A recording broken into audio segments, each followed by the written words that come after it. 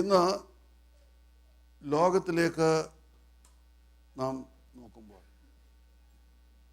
അത്യുന്നതനായ ദൈവത്തിനു വേണ്ടിയിട്ട് നാനാതലങ്ങളിൽ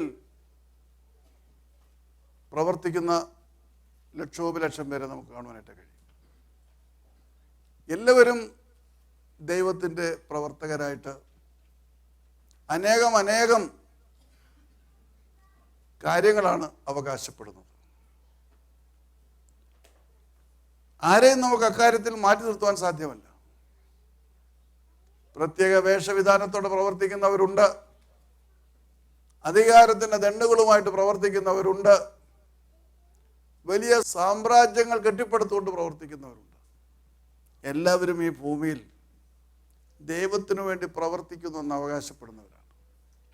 We find many in this world, tens of thousands and thousands of people, even millions, who claim to work for the Almighty God, who claim to be the authorities of the Almighty God. And we cannot deny that. Many have uniforms, many have dresses, many have their own disciplines. But we have certain principles. Christ has given us certain mandates by which we can weigh down these people. ഇവരുടെ പ്രവർത്തനങ്ങളെ കുറിച്ച് വിലയിരുത്തുവാൻ നമുക്ക് കർത്താവ് ചില മാനദണ്ഡങ്ങൾ തന്നിട്ടുണ്ട്. അവകാശപ്പെടുവാൻ എല്ലാവർക്കും കഴിയും. ഞാൻ ദൈവത്തിൻ്റെ പ്രവൃത്തിയാണ്, ഞാൻ ദൈവത്തിൻ്റെ അധികാരിയാണ്, എനിക്ക് ഇന്ന സമുന്നതമായ പദവികളുണ്ട്. പദവിയുണ്ടല്ലോ, പലതരത്തിലുള്ള പല നിറങ്ങളിലുള്ള വേഷവിധാനങ്ങളുണ്ട്, അങ്ങനെ പല കാര്യങ്ങളുണ്ട്. ഇവിടെ അമേരിക്കയിലാണെങ്കിൽ ഒരു പ്രത്യേകതയുണ്ട്. ഇപ്പോൾ നമുക്കിവിടെ വെച്ചൊരു ബിഷപ്പിനെ വേണമെന്ന് പറഞ്ഞു കഴിഞ്ഞാൽ പ്രത്യേകം ഇവിടെ ഒരു നമ്പർ വിളിച്ചു കഴിഞ്ഞാൽ അവർ അവിടുന്ന് ഒരു കൂട്ടമായിട്ട് ഇത്ര ഫീസുണ്ട്, $2000 കൊടുത്താൽ ഇവിടെ വന്ന് ഒരു ബിഷപ്പിനെ അവർ അഭിഷേകം ചെയ്തിട്ട് ഒക്കുള്ളൂ. നമുക്കൊരുത്തിന് അപ്പോസിൽ എന്നൊരു പേര് കൊടുക്കണം. അപ്പോസിൽ അവിടെ തന്നെ അവരോട് വന്നിട്ട് അതിലൊരു വേഷവിധാനം കൊണ്ട് കുപ്പായിടിപ്പിച്ചത് ആരാകും? നിങ്ങൾ നിങ്ങളുടെ ഈ ന്യൂജൻ ചർച്ചസിലെ കാണുന്നില്ലേ, അപ്പോസിൽസോ അൻസോ എന്നൊക്കെ നമ്മൾ വായിക്കുന്നില്ലേ? അപ്പോൾ ഇതിനായിട്ടൊക്കെ ചില ഏജൻസീസ് ഉണ്ട്. ഏത് പദവി വേണമെങ്കിലും ഉണ്ട്. ബിഷപ്പ് വേണം, ബിഷപ്പാക്കാം, ആർച്ച് ബിഷപ്പാക്കാം, ആരും ഏഞ്ചലാക്കാം, സോ മെനി തിങ്സ്. അപ്പോൾ ഇതിനൊന്നും ഒരു പ്രയാസമുള്ള കാര്യമല്ല. അപ്പോൾ നമ്മൾ ഇവിടേക്ക് നോക്കുമ്പോൾ എത്രയോ ബിഷപ്സും ആർച്ച് ബിഷപ്പും ഒക്കെയാണ്. ഇവിടെ എവിടെ ഓർഡിനേഷൻ കൊണ്ട് നമുക്ക് പറയാൻ പറ്റുമോ? ഇല്ല. ഇട്ടേക്കുന്ന കുപ്പായം ഇതിൻ്റെ നിറമനുസരിച്ച് നമുക്ക് വിവേചിക്കുവാൻ പറ്റുകയില്ല. പക്ഷേ ഇതിനെ വിവേചിക്കുന്ന ഒരു ദൈവമുണ്ട്. കാരണം ആരുടെയും അധികാരങ്ങൾ അവരുടെ പദവികൾ വെച്ചല്ല വിലയിരുത്തപ്പെടുന്നത്. Man can claim of many authorities or many positions what they have, but the Almighty God doesn't judge them by the titles they hold. That's the most important thing. തങ്ങൾ ആയിരിക്കുന്ന പദവികളെ കുറിച്ച് അഭിമാനിക്കുന്നവരും പേരിനോട് പല പദവികൾ കൂട്ടിച്ചേർക്കുന്നവരുമായ വ്യക്തികളുടെ പദവികൾ അനുസരിച്ചല്ല ദൈവം ഒരാളെ വിലയിരുത്തുന്നു. അവിടെയാണ് വ്യത്യാസം. എങ്ങനെയാ ദൈവം വിലയിരുത്തുന്നത്? സർദീസിലെ സഭയോട് ഉയർത്തെഴുന്നേറ്റ കർത്താവ് ഇത് വ്യക്തമായിട്ട് പറയുന്നുണ്ട്. The risen Christ speaks of the church at Sardis. He speaks about 7 churches in Asia Minor, and the most condemned were 2 churches. Out of that, one was the church at Sardis. ഏറ്റവും അധികം വിമർശിച്ച, പാപത്തിൽ വീണുപോയെന്ന് പറഞ്ഞ 2 സഭകളാണ്. അതിലൊന്ന് സർദീസിലെ സഭയാണ്. ഉയർത്തെഴുന്നേറ്റ കർത്താവ് സർദീസിലെ സഭയോട് പറയുന്നത് ആധുനിക സഭകൾക്ക് ഒരു ചൂണ്ടുപലകയാണ്. എന്താണ് സർദീസിലെ സഭയോട് പറയുന്നത്? 3-ാം അധ്യായം 1-ാം വാക്യം, വെളിപാട് പുസ്തകം. സർദീസിലെ സഭയുടെ ദൂതനെ എഴുതുക, സർദീസിലെ സഭയുടെ ദൂതൻ എഴുതുക, ദൈവത്തിന്റെ 7 ആത്മാക്കളും 7 നക്ഷത്രങ്ങളും ഉള്ളവൻ അരുളി ചെയ്യുന്നത്, 7 നക്ഷത്രങ്ങളും ഉള്ളവൻ അരുളി ചെയ്യുന്നത്, ഞാൻ നിന്റെ പ്രവൃത്തി അറിയുന്നു, ഞാൻ നിന്റെ പ്രവൃത്തി അറിയുന്നു. ജീവനുള്ളവനെന്ന് നിനക്ക് പേരുണ്ടെങ്കിലും നീ മരിച്ചവനാകുന്നു. Write this Yes. To the angel of the church in Sardis, To the angel of the church in Sardis. these are the words of the one These are the words of the one who has the 7 spirits of God who has the 7 spirits of and God, the 7 stars. who has the 7 stars. I know your works. I know your works. You have the reputation You have the reputation of being alive, of being alive, but you are dead. you are dead. വളരെ ബ്ലണ്ടായിട്ട് അവസാനിപ്പിക്കുക. You have the reputation of being living, but you are dead. ജീവിച്ചിരിക്കുന്നു എന്ന് നിനക്ക് പേരുണ്ടെങ്കിലും നീ മരിച്ചവനാകും. സർദീസിലെ സഭയുടെ വിധിന്യായമാണ് നാം വായിച്ചു കേട്ടത്. എന്നാൽ വളരെ പ്രാഗൽഭ്യമുള്ള സഭയാണ് സർദീസിലെ സഭ, സമ്പന്നമായ സഭയാണ്. എന്നാൽ ഉയർത്തെഴുന്നേറ്റ കർത്താവ് നോക്കുമ്പോൾ, അവരുടെ പ്രവൃത്തികളെ നോക്കുമ്പോൾ കർത്താവിന് പറയാനുള്ളത്, ഞാൻ നിന്റെ പ്രവൃത്തി അറിയുന്നു. നിന്റെ പ്രവൃത്തി അറിയുന്നു. ഇന്ന് കർത്താവ് നമ്മുടെ പ്രവൃത്തി അറിയുന്നുവെന്ന് ചിന്തിക്കുന്ന സഭാവിഭാഗങ്ങൾ തുലോം തുച്ഛമാണ്. Today church leaders and different churches, tens of thousands of churches are there in this world. But they don't recognize or they don't realize that the risen Christ is evaluating their works. He is not evaluating them by the riches they have. He is not evaluating them by the titles they hold. He is evaluating them by their works.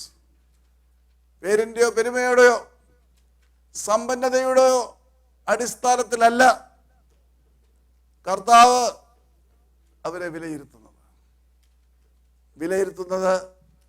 പ്രവൃത്തി കൊണ്ടാണ്. ഈ പ്രവൃത്തി കൊണ്ട് വിലയിരുത്തുമ്പോൾ കർത്താവിന് പറയാനുള്ളത്, നീ മരിച്ച അവസ്ഥയിലാണ്, നിന്റെ ജീവൻ നഷ്ടപ്പെട്ടിരിക്കുന്നു. ദൈവത്തിൻ്റെ സന്നിധിയിൽ പ്രാഗൽഭ്യത്തോടെ പ്രവർത്തിക്കുവാനുള്ള നിന്റെ ജീവൻ നഷ്ടപ്പെട്ടിരിക്കുന്നു. നീ ഇന്ന് മരിച്ച അവസ്ഥയിൽ. കാണാൻ നിനക്ക് ജീവനുണ്ട്. ഈ ജീവിച്ചിരിക്കുന്നു എന്നാൽ മരിച്ചവനാണെന്ന് പറയുമ്പോൾ അതിനെക്കുറിച്ച് കൂടുതൽ നമുക്ക് മനസ്സിലാകുന്നത് ഈ കിടപ്പ് രോഗികളെ കാണുമ്പോഴാണ്. ഞാൻ ഈ കിടപ്പ് രോഗികളുടെ അടുത്തേക്ക് പോകുമ്പോൾ അവർക്ക് വാസ്തവത്തിൽ ജീവനുണ്ട്, പക്ഷേ മരിച്ചവരെ പോലെ കിടക്കുകയാണ്. They are just like dead bodies, immobile. They cannot move, they cannot talk, they cannot work, nothing. Always somebody has to feed them. Somebody has to be near them. ആരോരുമില്ലാതെ, പരസഹായമില്ലാതെ ഒന്നും ചെയ്യുവാൻ കഴിയാതെ അതേ കിടപ്പാണ്. പക്ഷേ അവരെ ഒരിക്കലും മരിച്ചവരായിട്ട് അവിടുത്തെ കണക്കിൽ രേഖപ്പെടുത്തുകയില്ല. അവർക്ക് ജീവനുണ്ട്, മരിച്ചിട്ടില്ല. പക്ഷേ മരിച്ചതിന് തുല്യമാണ്. കാരണം അവരെ കൊണ്ട് സമൂഹത്തിനോ മറ്റുള്ളവർക്കോ അവർക്ക് തന്നെ ഒന്നും ചെയ്യുവാൻ സാധ്യമല്ല. They are as good as dead because they can never do anything. They are a liability to everybody. They can't move, they can't talk, they can't do anything. Yes, they are a burden to themselves here. You know, when I visit such people, I feel very sorry for them. Nobody to take care of these people. That's what we go with the Kirosa vans and try to help them. But how much can we help? So many are there in this situation. But we do whatever little we can. അപ്പോൾ ജീവിക്കുന്ന പഞ്ചായത്തിൻ്റെ register തന്നെയാണ്, ജീവനുണ്ട്, പക്ഷേ യഥാർത്ഥത്തിൽ മരിച്ചവരുടെ കൂട്ടം. ഇതാണ് ഇന്ന് ക്രൈസ്തവ സമൂഹത്തിൻ്റെ ചിത്രം. ദൈവത്തിനു വേണ്ടി വലിയ കാര്യങ്ങൾ ചെയ്യുന്നതെന്നൊക്കെ പറഞ്ഞ് അനേക കാര്യങ്ങൾ കെട്ടിപ്പൊക്കുകയും വലിയ വലിയ സൗധങ്ങൾ ഉണ്ടാക്കുകയും കോടാനുകോടികൾ മുടക്കി ദേവാലയങ്ങൾ സൃഷ്ടിക്കുകയൊക്കെ ചെയ്യുമ്പോൾ ദൈവം നോക്കുമ്പോൾ നിനക്ക് ജീവനില്ല, നീ മരിച്ച അവസ്ഥയിലാണ്. ജീവൻ എന്ന് പറയുന്നത് എന്താണ്? പരിശുദ്ധാത്മാവ് ജീവൻ എന്ന് പറയുന്നത്. അപ്പോൾ ലൗകികമായും ആത്മീയമായും പറഞ്ഞാലും നിനക്ക് യാതൊരു പ്രാഗൽഭ്യവുമില്ല, നീ ചലനശക്തി നഷ്ടപ്പെടാണ്. ഇവരെന്ന് പറയുമ്പോൾ നിനക്ക് ജീവനില്ല എന്ന് പറയുമ്പോൾ നിന്റെ ചലനശക്തി നഷ്ടപ്പെട്ടിരിക്കുന്നു. You are unable to move, you are immobile. You cannot do anything at all. Spiritually you are decayed and dead. You see, many a time we do not recognize this. We believe that we are doing wonderful things for God.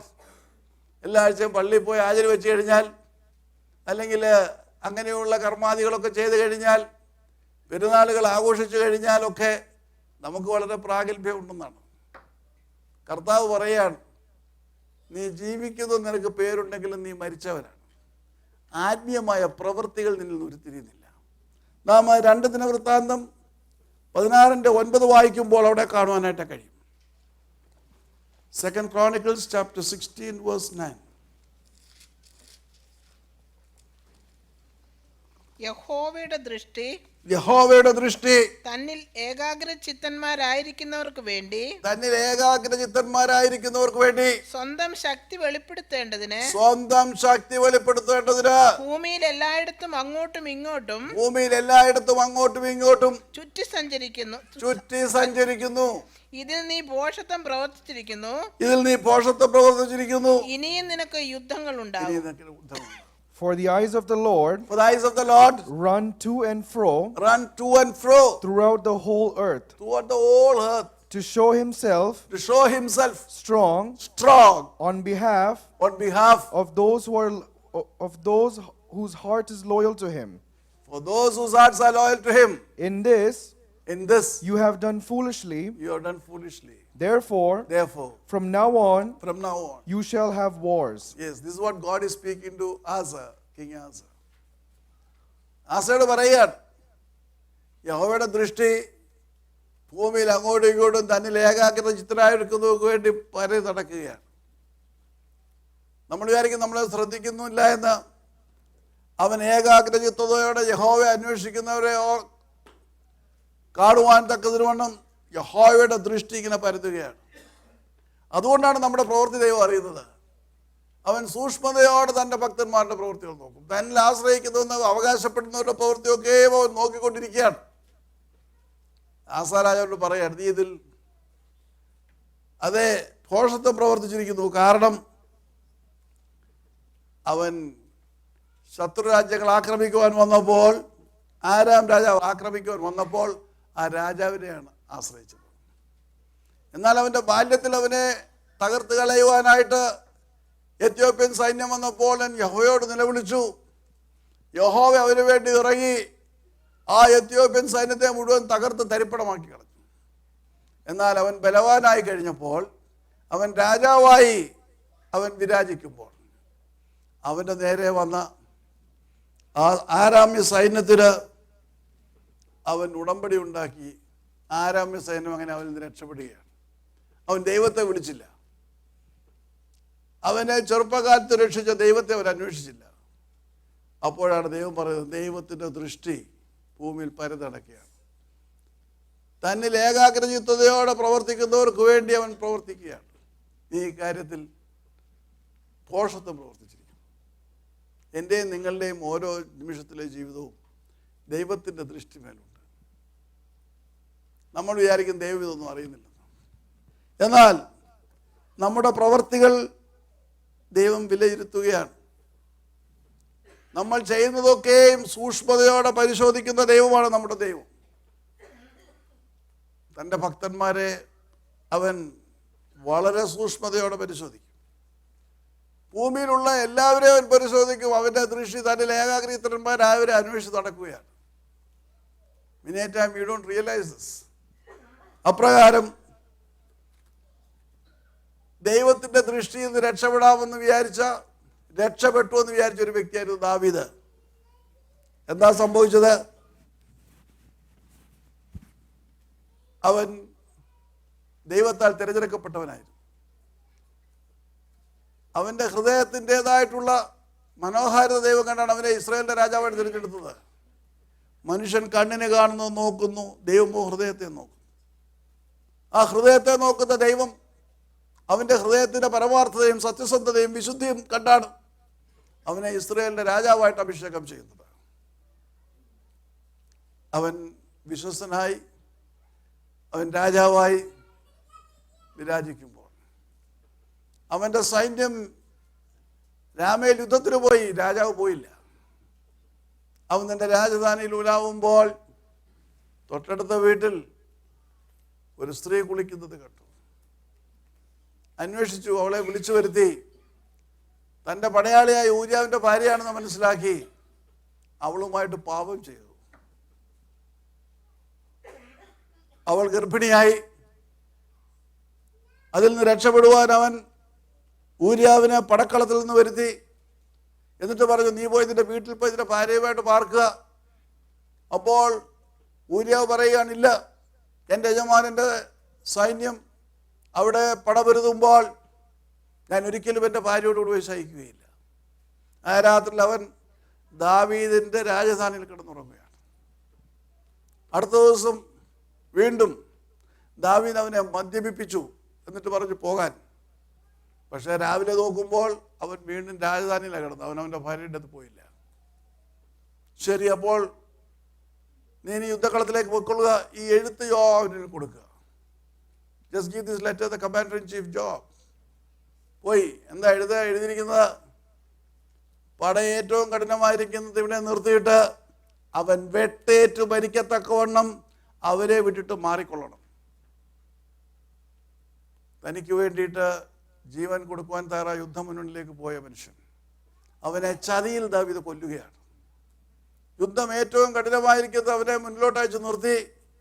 എന്നിട്ട് പെട്ടെന്ന് ദാവീദിൻ്റെ സൈന്യം പിന്മാറി. ശത്രു സൈന്യം ഊരിയാവിനെ വെട്ടിക്കൊല്ലുകയാണ്. അതെ, 2 ശമൂവേൽ 11:26 വായിക്കുമ്പോൾ അവിടെ നല്ല രസകരമായൊരു കാര്യം കാണാം. അവിടെ ഊരിയാവിൻ്റെ ഭാര്യ ഭർത്താവായ ഊരിയാവ് മരിച്ചുപോയെന്ന് കേട്ടപ്പോൾ ഭർത്താവിനെ കുറിച്ച് എന്തോ ഒരു വിശ്വസ്തയായ ഭാര്യയാണ്. When the wife of Uriah heard that Uriah, her husband, was dead, yes, she mourned for her husband. വിലാപകാലം കഴിച്ചു. എന്താ? ഗർഭിണിയാണ്.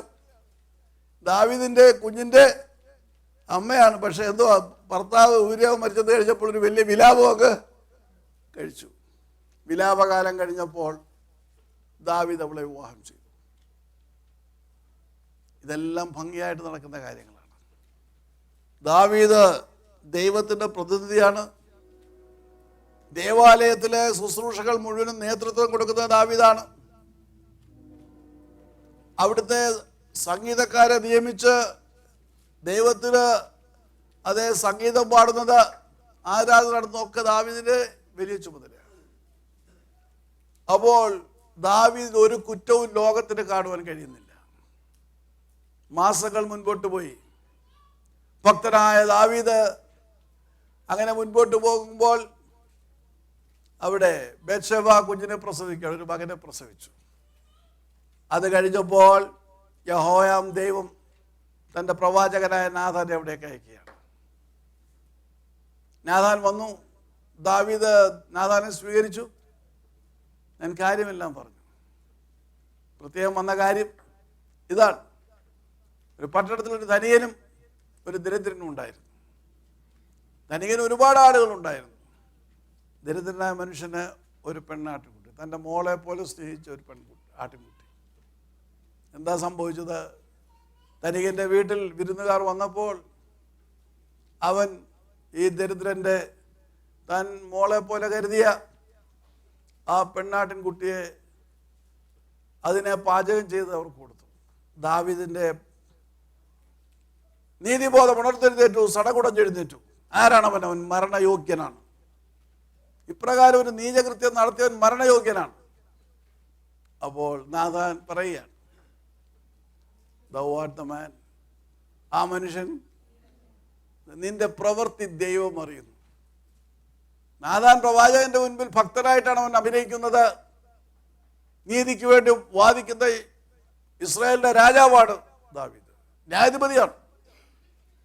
ന്യായത്തിന് വേണ്ടി അവൻ വാളോങ്ങുമ്പോൾ അവന്റെ പ്രവൃത്തികൾ ഓരോന്ന് പറയുന്ന അത്യുന്നതനായ ദൈവം വിരൽ ചൂണ്ടുകയാണ്. ആ മനുഷ്യൻ നീയാണ്. thou art the man. ഞാൻ നിന്റെ പ്രവൃത്തി അറിയുന്നു. ഞാൻ നിന്റെ പ്രവൃത്തി അറിയുന്നു. നീ ജീവനുണ്ടെന്ന് പറയുന്നെങ്കിൽ നീ ഇന്നിപ്പോൾ എന്താണ്? മരിച്ചവനാണ്.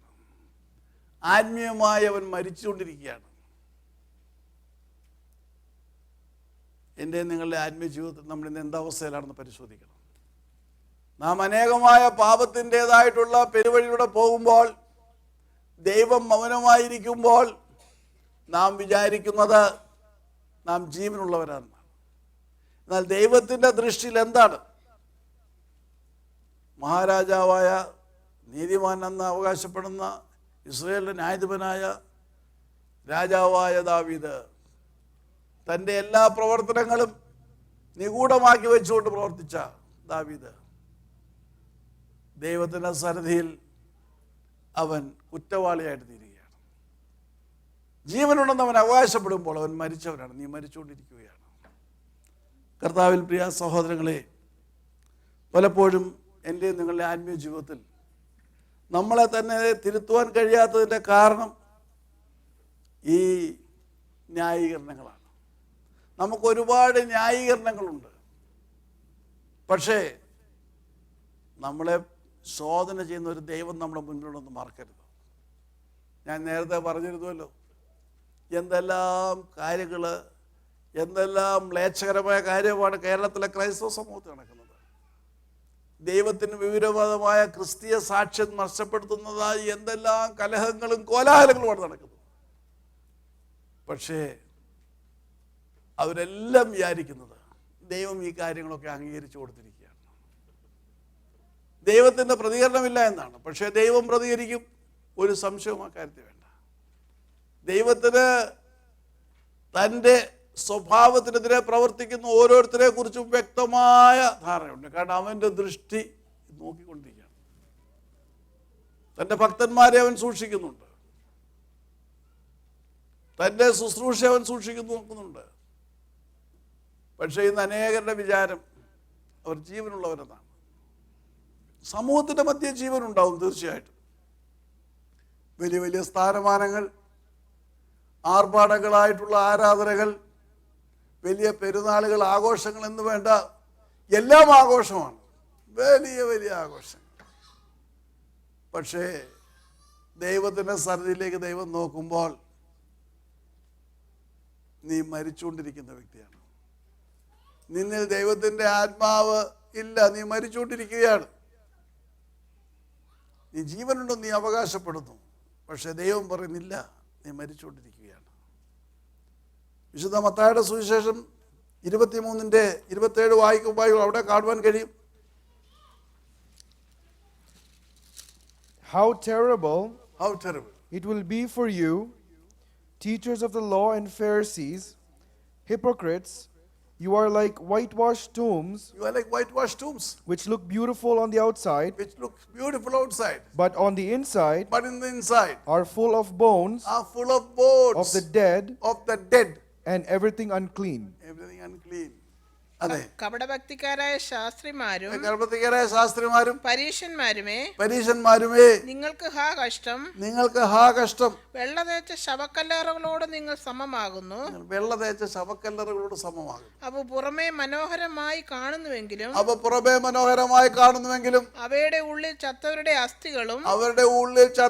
അസ്ഥികളും സകലവിധ അശുദ്ധിയും നിറഞ്ഞിരിക്കുന്നു. പരീശന്മാര് യഹൂദൻ സഭയിലെ പ്രമുഖന്മാരാണ്. ശാസ്ത്രിമാര് പ്രമുഖന്മാരാണ്. യഹൂദ സഭയുടെ നെടുംതൂണുകളാണ്. പക്ഷേ കർത്താവിനെ വിളിക്കുന്നത് വെള്ള തേച്ച ശവക്കല്ലറകളാണ്. ശവക്കല്ലറകൾ മനോഹരമായിട്ട് പെയിന്റ് ചെയ്യപ്പെട്ടിരിക്കുന്നു. They are decorated, tombs are decorated, they are whitewashed. So Jesus calls them whited sepulchres.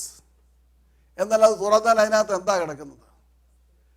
ഇരുട്ടും അസ്ഥിയും അശുദ്ധത നിറഞ്ഞു, നമുക്കൊരിക്കലും കാണുവാൻ കഴിയാത്ത, അടുത്ത് നിൽക്കുവാൻ പോലും കഴിയാത്ത, നോക്കുവാൻ കഴിയാത്ത അസഹ്യമായ കാഴ്ചയാണ് അതിനുള്ളത് എന്ന് എന്നെയും നിങ്ങളെയും കുറിച്ച് കർത്താവിന് അതാണോ പറയാനുള്ളത്?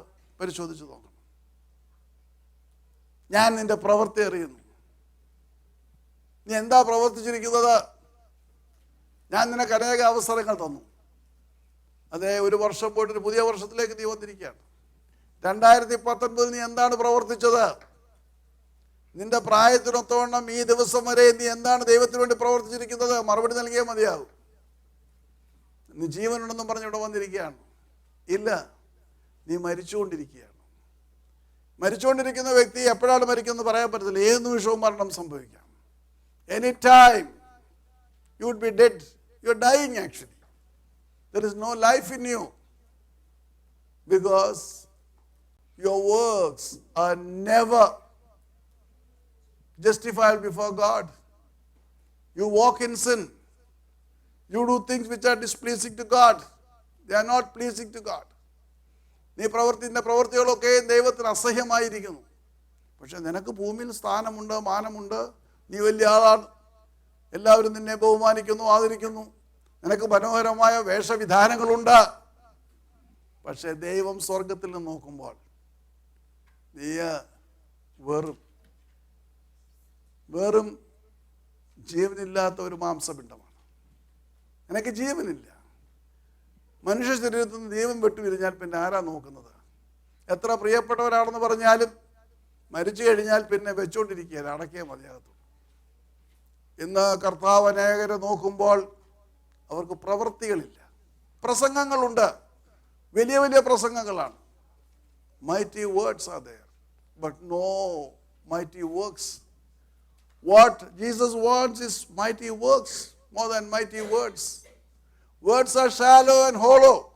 They are empty. So much so people are refusing to hear it anymore. Only by works can you attract people to Jesus. You can draw people to Jesus only by your works, not by your words. So much so you cannot attract anybody to Jesus. You cannot bring anybody to Jesus because you don't have works to gain people for God. നിനക്ക് ദൈവത്തിന് പ്രവൃത്തികളില്ല. ദൈവം നോക്കുമ്പോൾ നിനക്ക് പ്രവൃത്തികളില്ല. നിനക്ക് വാക്കുകൾ മാത്രമാണുള്ളത്. നിന്റെ പ്രവൃത്തികൾ ദൈവത്തിൻ്റെ സന്നിധിയിൽ നീതിയുള്ളതല്ല. അതാണ് സർദീസിലെ സഭയോട് പറയുന്നത്. എൻ്റെ നിങ്ങളുടെ ആത്മീയ ജീവിതത്തിൽ നാം ഒരു ഉപവാസ പ്രാർത്ഥനയിലേക്ക് വന്നിരിക്കുകയാണ്. നമ്മുടെ പ്രവൃത്തികളെ നാം പരിശോധിക്കേണ്ടിയിരിക്കുന്നു. നിനേവയിലേക്ക് അത്യുന്നതനായ ദൈവം തൻ്റെ പ്രവാചകനായ യോനെ അയച്ചു. ഇനിയും 40 ദിവസം മാത്രം നിനേവ ഉന്മൂലമാകും. കാലാകാലങ്ങളിൽ ദൈവം തൻ്റെ പ്രവാചകന്മാരെ തൻ്റെ ജനത്തിൻ്റെ ശുദ്ധീകരണത്തിന് വേണ്ടി അയച്ചിട്ടുണ്ട്. അവരുടെ പാപങ്ങളെ ചൂണ്ടിക്കാണിച്ചിട്ടുണ്ട്. അവരെ വീണ്ടും ദൈവ സ്വഭാവത്തിലേക്കും ദൈവകൃപയിലേക്കും മടക്കിക്കൊണ്ടുവരുവാൻ അവരോട് ഉപവസിക്കുവാൻ ദൈവം കൽപ്പിച്ചിട്ടുണ്ട്. അപ്രകാരം ദൈവം എടുത്തുപയോഗിച്ച ഒരു പ്രവാചകനാണ് യോവേൽ പ്രവാചകൻ. 3 പ്രാവശ്യമാണ് യോവേൽ പ്രവചനത്തിൽ ഉപവസിക്കുവാൻ തക്കവണ്ണം ദൈവം ആഹ്വാനം ചെയ്യുന്നത് തൻ്റെ ജനത്തോട്. കാരണം അവർക്ക് പ്രവൃത്തികളില്ല. കഠിനമായ ശിക്ഷകളാൽ ദൈവം അവരെ ദണ്ഡിപ്പിക്കുമ്പോൾ, അവർ സ്വർഗത്തിലേക്ക് നോക്കി നിലവിളിക്കുമ്പോൾ ദൈവത്തിന് അവരോട് അനുകമ്പ തോന്നണമെങ്കിൽ അവർക്ക് ശുദ്ധീകരണം ആവശ്യമുണ്ട്. അവർ ഉപവസിക്കേണ്ടത് ആവശ്യമുണ്ട്. അതുകൊണ്ടാണ് 3 പ്രാവശ്യം ആവർത്തിച്ച് ഒരു ഉപവാസം പ്രഖ്യാപിക്കുവാൻ പറയുന്നത്, വന്ന് നിലവിളിക്കുവാൻ പറയുന്നത്. കാരണം അവരെ മുറുകെ പറ്റുന്ന പാപങ്ങൾ അതിനെ കഴുകിക്കളയുവാൻ ഉപവാസ പ്രാർത്ഥനകൾക്ക് മാത്രമേ കഴിയുകയുള്ളൂ. അനേക ഉപവാസ പ്രാർത്ഥന കഴിഞ്ഞിട്ടും നമുക്ക് വളരുവാൻ കഴിയാത്തതിൻ്റെ കാരണം നമ്മളെ മുറുകെ പറ്റുന്ന പാപങ്ങളിൽ നിന്ന് നമുക്ക് വിമോചനം നേടുവാൻ കഴിയുന്നില്ല. നമ്മുടെ ബലഹീന സ്വഭാവങ്ങളെ ഉപേക്ഷിച്ച് കളയുവാൻ കഴിയുന്നില്ല. നമുക്ക് ഉപവാസ പ്രാർത്ഥന ഒരു ചടങ്ങാണ്, ചടങ്ങ് മാത്രം. This is a ritual, the fasting prayers are. It is not a life-changing event. Only when a fasting prayer becomes a life-changing event in your life, only then you can start life in you. നിനക്കൊരു മാറ്റമുണ്ടാകുവാനുള്ള മുഖാന്തരമായിട്ട് ഉപവാസ പ്രാർത്ഥന തീരുമ്പോഴാണ് ഉപവാസ പ്രാർത്ഥന അനുഗ്രഹമായി മാറുന്നത്. ഇവിടെ ഇപ്പോൾ ഉപവാസ പ്രാർത്ഥനയിൽ പാട്ടുണ്ട്, സാക്ഷ്യമുണ്ട്, പ്രസംഗമുണ്ട്, എല്ലാമുണ്ട്. പാപത്തെ ഉപേക്ഷിക്കുന്ന അവസ്ഥ കൊണ്ടെല്ലാം ചെയ്ത് കഴിഞ്ഞിട്ട് വീണ്ടും നാം ഉപവാസത്തിൽ നിന്ന് പുറത്തേക്ക് ഇറങ്ങുമ്പോൾ നമ്മെ മുറുകെ പറ്റുന്ന പാപമാണ് നമ്മെ വീണ്ടും കീഴടക്കുവാൻ പോകുന്നതെങ്കിൽ ഉപവാസം കൊണ്ട് യാതൊരു പ്രയോജനവുമില്ല. ഞാൻ നിന്റെ പ്രവൃത്തി അറിയുന്ന ദൈവമാണ്. അതാണ് സർദീസിലെ സഭയോട് പറയുന്നത്. I know your works. ഈ പ്രവൃത്തി അറിയുന്ന ദൈവത്തിൻ്റെ സന്നിധിയിലാണ് നാം ഇവിടെ വന്നിരിക്കുന്നത്. ഇവിടെ യാതൊരു മറയുമില്ല. ഇവിടെ ഹൃദയങ്ങളെയും ഹൃദയേന്ദ്രിയങ്ങളെയും ശോധന ചെയ്യുന്ന ദൈവത്തിൻ്റെ സന്നിധിയിലാണ് നാം കടന്നു വന്നിരിക്കുന്നത്. യാതൊരു മറയുമില്ല. ദൈവകൃപയിൽ ജീവിച്ച ഒരു കുടുംബമാണ് അനന്യസിൻ്റെയും സഫീറയുടെയും. ആദിമസഭയിൽ ദൈവകൃപ അനുഭവിച്ചവരാണ്. പക്ഷേ അവരുടെ ഹൃദയത്തിൻ്റെ പരമാർത്ഥത കുറഞ്ഞുപോയി. അപ്പോസ്തലന്മാരുടെ അടുക്കൽ തങ്ങൾക്കുള്ള വസ്തുവകളെല്ലാം വിറ്റ് എല്ലാം സമർപ്പിച്ച് മുൻപോട്ട് വന്ന സഭയിൽ ആരും നിർബന്ധിച്ചിട്ടില്ല അവർ ചെയ്യുന്നത്, അവർ സ്വന്തമായിട്ട് ചെയ്തതാണ്. അനന്യാസും സഫീറയും തങ്ങൾക്കുള്ള വസ്തുവകൾ ഒന്ന് വിറ്റു, എല്ലാമല്ല. ആ വിറ്റിൽ നിന്ന് കുറച്ച് കാശ് മാറ്റിവെച്ചു. എന്നിട്ട് അപ്പോസ്തലൻ പത്രോസിന്റെ അടുക്കൽ ചെല്ലുകയാണ്. ഇത്ര മാത്രമേ ഉള്ളൂ അനന്യാസ്? അത്ര മാത്രമേ ഉള്ളൂ. അവൻ അവിടം വിട്ട് ജീവൻ വിടുകയാണ്. സഫീറ ചെല്ലുന്നു, ഇത് മാത്രമേ ഉള്ളൂ? അതേ ഉള്ളൂ, പോവുകയാണ്. എൻ്റെ നിങ്ങളുടെ ആത്മീയ ജീവിതത്തിൽ പരിശുദ്ധാത്മാവിനോട് പാപം ചെയ്യുവാൻ ഒരിക്കലും തുനിയരുത്. കാരണം നമ്മുടെ ഹൃദയങ്ങളെയും ഹൃദയേന്ദ്രിയങ്ങളെയും ശോധന ചെയ്യുന്ന ദൈവത്തിൻ്റെ സന്നിധിയിലാണ് നാം പോകുന്നത്. ഒരു ഉപവാസ പ്രാർത്ഥനയിൽ വന്നു കഴിഞ്ഞാൽ പ്രാർത്ഥിക്കാൻ പലർക്കും കഴിയുന്നില്ല. പ്രാർത്ഥിക്കാൻ എത്രയോ അവസരങ്ങൾ നൽകി എത്ര പേര് പ്രാർത്ഥിച്ചു. കൂട്ടത്തിൽ ശബ്ദം ഉണ്ടാക്കുന്ന നല്ല പ്രാർത്ഥന ഹൃദയത്തെ തകർത്ത് ഹൃദയത്തിൻ്റെ അടിസ്ഥാനത്തിൽ നിന്ന് ഹൃദയത്തിൻ്റെ ആഴങ്ങളിൽ നിന്ന് ദൈവത്തിൻ്റെ സന്നിധിയിൽ വിളിക്കണം. അവിടെ സ്ഥലകാല സാഹചര്യങ്ങളൊന്നും നോട്ടമില്ല. നമ്മുടെ കുറ്റത്തെക്കുറിച്ചുള്ള ബോധ്യമുണ്ടാകുമ്പോൾ, നമ്മുടെ പാപത്തെക്കുറിച്ചുള്ള ബോധ്യമുണ്ടാകുമ്പോൾ പരിസരം നമുക്ക് വിഷയമല്ല. പക്ഷേ ഇവിടെ അനേകർക്ക് പ്രാർത്ഥിക്കുവാൻ കഴിയുന്നില്ല. കഴിഞ്ഞ 2 ദിവസമായി ഒരുപാട് അവസരങ്ങൾ ഞാൻ നൽകി. പക്ഷേ 4, 5, 6 പേര് പ്രാർത്ഥിച്ചു കഴിയുമ്പോൾ പിന്നെ നിശബ്ദതയാണ്. കാരണം എന്തെന്നറിയാമോ? നിങ്ങൾ വന്നിരിക്കുന്നത് സകലതും അറിയുന്ന ഒരു ദൈവത്തിൻ്റെ സന്നിധിയിലാണെന്നുള്ള ബോധമില്ല. ഞാൻ നിന്റെ പ്രവൃത്തി അറിയുന്നു പറയുന്ന ദൈവത്തിൻ്റെ സന്നിധിയിലാണ് നീ വന്നിരിക്കുന്നത്, നിനക്ക് ബോധമില്ല. നമ്മുടെ ഈ നിമിഷം വരെയുള്ള ജീവിതത്തെ സമ്പൂർണമായിട്ട് അറിയുന്ന ഒരു ദൈവത്തിൻ്റെ സന്നിധിയിലാണ് വന്നിരിക്കുന്നതിലുള്ള ബോധമില്ല. ഉണ്ടെങ്കിൽ ദൈവത്തോട് ഏറ്റു പറയാം, എൻ്റെ കുറവുകൾ ക്ഷമിക്കണം, എൻ്റെ തെറ്റുകൾ പറ്റി. അതുമാത്രമേ ദൈവം ആഗ്രഹിക്കുന്നു. ഒരു പുതിയ സൃഷ്ടിയാക്കി എന്നെ മാറ്റണം. എനിക്കൊരു മാറ്റം ആവശ്യമുണ്ട്. എന്നെ മുറുകെ പറ്റുന്ന പാപങ്ങൾ പറിച്ചറിയുവാൻ ഞാൻ ആഗ്രഹിക്കുന്നു. എൻ്റെ ജീവിതത്തിൽ ഒരുപാട് ഭാരങ്ങളുണ്ട്. ആ ഭാരങ്ങളെല്ലാം മാറ്റിക്കളയുവാൻ ഞാൻ ആഗ്രഹിക്കുകയാണ്. അപ്രകാരമുള്ളൊരു സമർപ്പണത്തോടെ വരുമ്പോഴാണ്, നമ്മുടെ പ്രവൃത്തി അറിയുന്ന കർത്താവിൻ്റെ സന്നിധിയിലേക്ക് നാം അങ്ങനെ വരുമ്പോഴാണ് നമുക്ക് പുതിയ സൃഷ്ടിയാകുവാൻ കഴിയുന്നത്. പാപത്തെ വെറുക്കുന്നവനും പാപിയെ സ്നേഹിക്കുന്നവനുമാണ് കർത്താവ്. ഒരുവൻ ക്രിസ്തുവിലായാലും അവനൊരു പുതിയ സൃഷ്ടിയാകുന്നു. പഴയത് കഴിഞ്ഞുപോയി. ഒരു പുതിയ സൃഷ്ടിയാകുവാൻ നമുക്ക് ഉപവാസ പ്രാർത്ഥനയിൽ കഴിയണം. നമ്മുടെ കഴിഞ്ഞകാല ജീവിതത്തിൻ്റെ പാപഭാരങ്ങളൊക്കെ എടുത്ത് വലിച്ചു ദൂരെ കളയണം, പറിച്ചെറിയണം. വിശ്വാസത്തിന് നായകനും പൂർത്തി വരുത്തുന്ന യേശുവിനെ നോക്കിക്കൊണ്ട് മുൻപോട്ട് പോകണം. നമ്മെ പുറകോട്ട് വലിക്കുന്ന ലോകത്തിൻ്റെ മോഹങ്ങളും ലോകത്തിൻ്റെ സ്ഥാനങ്ങളും ലോകത്തിൻ്റെ സമ്പത്തും ലോകത്തിൻ്റെ സർവ്വവിധമായ ആകർഷണങ്ങളെയും പറിച്ചെറിഞ്ഞുകൊണ്ട് യേശുവിനെ നോക്കിക്കൊണ്ട് മുൻപോട്ട് പോകണം. അപ്പോഴാണ് നീ ദൈവത്തിൻ്റെ പൈതലായി തീരുന്നത്. നീ ഒരു പുതിയ സൃഷ്ടിയായി തീരുന്നത്, ജീവനുള്ളവനായി തീരുന്നത്. ഒരുവൻ ക്രിസ്തുവിലാൻ പുതിയ സൃഷ്ടിയാകുന്നു. നിന്റെ ആ പുതിയ ആത്മാവ് നിന്നിൽ വസിക്കുകയാണ്. നിന്റെ മരിച്ച അവസ്ഥയ്ക്ക് ഒരു മാറ്റം വരികയാണ്. നീ ജീവനുള്ളവനായി തീരുകയാണ്. എന്നാൽ പരിശുദ്ധാത്മാവ് നിങ്ങളുടെ മേൽ വരുമ്പോൾ നിങ്ങൾക്ക് ശക്തി ലഭിക്കും. നിന്റെ ബലഹീനമായ മരിച്ചുകൊണ്ടിരിക്കുന്ന അവസ്ഥയെ അവൻ മാറ്റും. അവന് നിനക്ക് ശക്തിയെ പകരും, പുതിയ ഊർജത്തെ തരും, ആർജവം തരും. നീ ഒരു പുതിയ മനുഷ്യനായി തീരും. കർത്താവിൻ്റെ സാക്ഷിയായിട്ട് എഴുന്നേൽക്കും. അതുകൊണ്ട് ഈ ഉപവാസ പ്രാർത്ഥനയിൽ എൻ്റെയും നിങ്ങളുടെയും പ്രവർത്തികൾ അറിയുന്ന ഒരു ദൈവത്തിൻ്റെ സന്നിധിയിലാണ് നാം വന്നിരിക്കുന്നതെന്ന് ബോധ്യപ്പെടണം. മറ്റാരും അറിഞ്ഞാലും കുഴപ്പമില്ല. പക്ഷെ ദൈവത്തിൻ്റെ സന്നിധി മറസാധ്യമല്ല. ആ ദൈവത്തോട് നമ്മുടെ കുറവുകളേറ്റ് പറയണം. ഒരു പുതിയ ജീവിതം ആരംഭിക്കുവാൻ ആഗ്രഹിക്കണം. ഒരു പുതിയ സൃഷ്ടിയായി തീരുവാൻ നമ്മുടെ ജീവിതത്തിൽ മാറ്റങ്ങൾ ഉണ്ടാകണം. അത് പറയുന്ന നിമിഷം മുതൽ മാറ്റങ്ങൾ ഉണ്ടാകണം. നാളത്തേക്കോ അടുത്ത ആഴ്ചത്തേക്കോ അടുത്ത മാസത്തേക്കോ മാറ്റി വെക്കുവാനല്ല. ഒരു ക്രിസ്തുവിൽ അവൻ പുതിയ സൃഷ്ടിയാകുന്ന പുതിയ സൃഷ്ടി ഉടൻ അത് പ്രാവർത്തികമാകേണ്ട കാര്യമാണ്. അതുകൊണ്ട് എൻ്റെ വാക്കുകൾ ഞാൻ ചുരുക്കുകയാണ്. സുദീർഘമായ പ്രസംഗമല്ല ഇവിടെ ആവശ്യം. ഇവിടെ ആവശ്യം പ്രവൃത്തിയാണ്, പ്രവർത്തനമാണ് ആവശ്യം. പ്രസംഗത്തിന് പ്രസക്തിയില്ല. കാരണം നമ്മെ ഉള്ളതിന് വണ്ണം അറിയുന്ന ഒരു കർത്താവിൻ്റെ പാദപീഠത്തിലാണ് നമ്മൾ നിൽക്കുന്നത്. അവൻ വളരെ വ്യക്തമായിട്ട് പറഞ്ഞു കഴിഞ്ഞു, അതെ നിന്റെ പ്രവൃത്തി ഞാൻ അറിയുന്നു.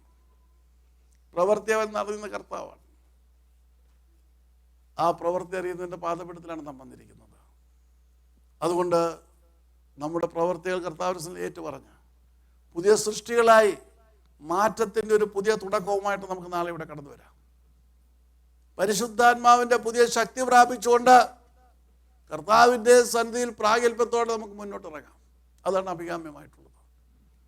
ചിലതൊക്കെ മാറ്റേണ്ടി വരും, ചിലതൊക്കെ മുറിച്ചു കളയേണ്ടി വരും, ചില കാര്യങ്ങൾ ഉപേക്ഷിക്കേണ്ടി വരും. പക്ഷേ അതിനുള്ള ആർജവം ഉണ്ടാകണം. നിനക്ക് യേശുവിനെ പിൻപറ്റുവാൻ കഴിയണമെങ്കിൽ ചിലതൊക്കെ ഉപേക്ഷിക്കണം. കർത്താവ് പത്രോസിനെയും അന്ത്രയാസിനെയും വിളിച്ചു, എന്നെ അനുഗമിക്കുക, ഞാൻ നിങ്ങളെ മനുഷ്യരെ പിടിക്കുന്നവരാക്കും. മനുഷ്യരെ പിടിക്കുവാൻ കർത്താവിൻ്റെ പിറകെ ഇറങ്ങിത്തിരിക്കണമെങ്കിൽ അവരുടെ കയ്യിലുള്ള ചില സാമാനങ്ങൾ എറിഞ്ഞു കളഞ്ഞാൽ മതിയാവും. എന്തെറിയണം? അവരുടെ വലയെറിഞ്ഞു കളയണം, അവരുടെ പടകിനെ ഉപേക്ഷിക്കണം, അവരുടെ പൂടി എറിഞ്ഞു കളയണം. ഈ പൂടിയും ഈ വലയുമായിട്ട് കർത്താവിൻ്റെ പുറകിൽ പോകാൻ സാധ്യമല്ല. അവരെറിഞ്ഞു. They threw it away. He said, follow me, I will make you fishers of men. And they were made fishers of men because they threw away whatever they had in their hands, what were required for fishing. Jesus can use me and you for the same purpose. But we'll have to throw away so many things of this present situation. നമ്മുടെ ഇന്നത്തെ അവസ്ഥയിലുള്ള പല കാര്യങ്ങൾ നമ്മൾ പറിച്ചെറിഞ്ഞ് കളയണം. പെറുങ്കയോടെ യേശുവിൻ്റെ പിന്നാലെ പോകണം. അവൻ നയിക്കുന്ന വീതിയിലൂടെ കടന്നു പോകണം. അവിടെ കഷ്ടമുണ്ട്, അവിടെ നഷ്ടമുണ്ട്, അവിടെ പരിഹാസമുണ്ട്, അവിടെ പ്രതിബന്ധങ്ങളുണ്ട്. ഭയപ്പെടേണ്ട ആവശ്യമില്ല.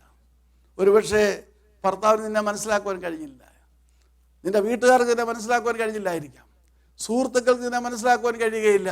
ഭയപ്പെടേണ്ട കാര്യമില്ല, ഭയപ്പെടേണ്ട കാര്യമില്ല. കാരണം നീ പോകുന്നത് നിന്നെ ഉള്ളതിനൊന്നും അറിയുന്ന ഒരു കർത്താവിൻ്റെ പിന്നാലെയാണ്. നിനക്കൊന്നും ഭയപ്പെടേണ്ട കാര്യമില്ല. ആ കർത്താവ് നിന്നെ സർവത്തിലും സൂക്ഷിക്കുവാൻ മതിയായവനാണ്. അവൻ തൻ്റെ ഉള്ളംകൈയിൽ നമ്മെ വഹിച്ചു. ഞാനവനുള്ളം കൈയിലിരിക്കയാരുമില്ലെനിക്കു ദോഷം ചെയ്യുക. ഞാനവനുള്ളം കൈയിലിരിക്കയാൽ ആരുമില്ലെനിക്കു ദോഷം ചെയ്യുവാൻ. ഇന്നെനിക്കു തന്നു നേരിടുന്നതെല്ലാം ഉന്നതൻ നടന്നു ഞാനറിയുന്നു. എന്റെ ദൈവമേ നിന്നിഷ്ടം ചെയ്യുവാൻ വന്നിടുന്നേ ഞാനിന്നു മോദമായി. എന്റെ ഇഷ്ടമെന്നും വേണ്ട പ്രിയനേ, അങ്ങേ ഇഷ്ടം എന്നിൽ പൂർണ്ണമാക്കണേ. അങ്ങേ ഇഷ്ടം എന്നിൽ പൂർണ്ണമാക്കണേ. എന്തലയിലെ മൂടികളുമെല്ലാം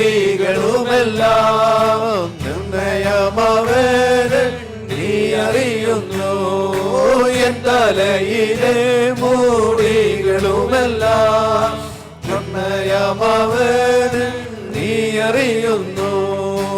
ഒന്നതിൽ നിലത്തു വീണിടണമെങ്കിൽ ഉന്നതനറിഞ്ഞേ സാധ്യമായിടൂ. ഉന്നതനറിഞ്ഞേ സാധ്യമായിടൂ. എന്റെ ദൈവമേ നിന്നിഷ്ടം ചെയ്യുവാൻ വന്നിടുന്നേ ഞാനിന്നു മോദമായി. പൂർണ്ണമാക്കണേ, അങ്ങേ ഇഷ്ടമെന്നിൽ പൂർണ്ണമാക്കണേ, അങ്ങേ ഇഷ്ടമെന്നിൽ പൂർണ്ണമാക്കണേ. സ്വർഗീയ പിതാവേ, നിൻ തിരുഹിതം സ്വർഗത്തിലെ പോലെ ഭൂവിലാകണേ. സ്വർഗീയ പിതാവേ, നിൻ തിരുഹിതം സ്വർഗത്തിലെ പോലെ ഭൂവിലാകണേ. പോലെ ഇന്നു ഞാൻ വരുന്നേ നിൻഹിതം ചെയ്യുവാൻ, ഇന്നു ഞാൻ വരുന്നേ നിൻഹിതം ചെയ്യുവാൻ. എന്റെ ഇഷ്ടം ചെയ്യുവാൻ വന്നിടുന്നേ ഞാൻ ഇന്നു മോദമായി. എന്റെ ഇഷ്ടമൊന്നും വേണ്ട പ്രിയനേ, അങ്ങേ ഇഷ്ടമെന്നിൽ പൂർണ്ണമാക്കണേ, അങ്ങേ ഇഷ്ടമെന്നിൽ പൂർണ്ണമാക്കണേ. നല്ല വണക്കം. ദൈവത്തിൻ്റെ ഇഷ്ടം ചെയ്യുവാനായിട്ട് ഈ രാത്രിയിൽ സ്വയം സമർപ്പിക്കാൻ ആഗ്രഹിക്കുന്ന എല്ലാവർക്കും പ്രാർത്ഥിക്കാം. ഞാൻ നിന്നെ അറിയുന്നു. അതെ, സർദീസിലെ സഭയോട് പറയുകയാണ്, ഞാൻ നിന്റെ പ്രവൃത്തി അറിയുന്നു. എൻ്റെയും നിങ്ങളുടെയും പ്രവൃത്തികളെ അറിഞ്ഞുകൊണ്ടാണ് ഒരു ഉപവാസ പ്രാർത്ഥനയിലേക്ക് നമ്മൾ നയിച്ചിരിക്കുന്നത്. അവൻ്റെ സന്നിധിയിൽ സ്വയം സമർപ്പിക്കുക. നമ്മുടെ പാപങ്ങളെക്കുറിച്ച് അവനറിയാം, ഒന്നും മറച്ചു വെക്കാനൊന്നുമില്ല. ദാവീദെല്ലാം മറച്ചു വെച്ചു. പക്ഷെ ദൈവം പറയുകയാണ്, ആ മനുഷ്യൻ നീയാണ്. Thou art the man. There is nothing to hide before him. Nothing. Only surrender ourselves before him. ഒരു പുതിയ സൃഷ്ടിയായി തീരുവാൻ, പുതിയ മാറ്റങ്ങൾ ഉണ്ടാക്കിക്കൊണ്ട് യേശുവിന് വേണ്ടിയിട്ട് പുതിയ വർഷം പ്രവർത്തിക്കുവാൻ 2020 പുതിയ ചുവടുകളുമായിട്ട് മുന്നേറുവാൻ താല്പര്യപ്പെടുന്ന ആഗ്രഹിക്കുന്ന ഓരോരുത്തർക്കും ഇപ്പോൾ പ്രാർത്ഥിക്കാം. ചേർന്ന് പ്രാർത്ഥിച്ചാൽ മതി. സ്നേഹിയായ ഞങ്ങളുടെ സ്വർഗസ്വപിതാവും ദൈവമേ, ഞങ്ങളെ ഉള്ളതിന് മുന്നേ അറിയുന്ന കർത്താവേ, അവിടുത്തെ സന്നിധിയിലേക്ക് ഞങ്ങൾ ഈ രാത്രി കടന്നു വന്നിരിക്കുന്നു. ഞങ്ങളുടെ ബലഹീനതകൾ ക്ഷമിക്കണമേ, പാപങ്ങൾ പൊറുക്കണമേ. ഞങ്ങളുടെ ഭാരങ്ങളും മുറുകെ പറ്റുന്ന പാപങ്ങൾ ഞങ്ങൾ വലിച്ചെറിയുന്നു. പുതിയ സൃഷ്ടികളായിക്കൊണ്ട് യേശുവേ അങ്ങയുടെ സാക്ഷികളായി, ദൈവമേ അങ്ങയുടെ പ്രിയ മക്കളായി 2020 മുന്നേറുവാൻ, അങ്ങേക്ക് വേണ്ടി പ്രവർത്തിക്കുവാൻ, അങ്ങേക്ക് വേണ്ടി ആത്മാക്കളെ നേടുവാൻ ഞങ്ങളെ മുറുകെ പറ്റുന്ന പാപങ്ങൾ ഇപ്പോൾ വലിച്ചെറിഞ്ഞു കളയുന്നു. ഞങ്ങളുടെ ഭാരങ്ങൾ വലിച്ചെറിയുകയാണ്. വിശ്വാസത്തിന്റെ നായകനും പൂർത്തി വരുത്തുന്നതിനുമായ യേശുവിന്റെ മുഖത്തേക്ക് നോക്കിക്കൊണ്ട് ഞങ്ങൾ ഇറങ്ങുകയാണ്.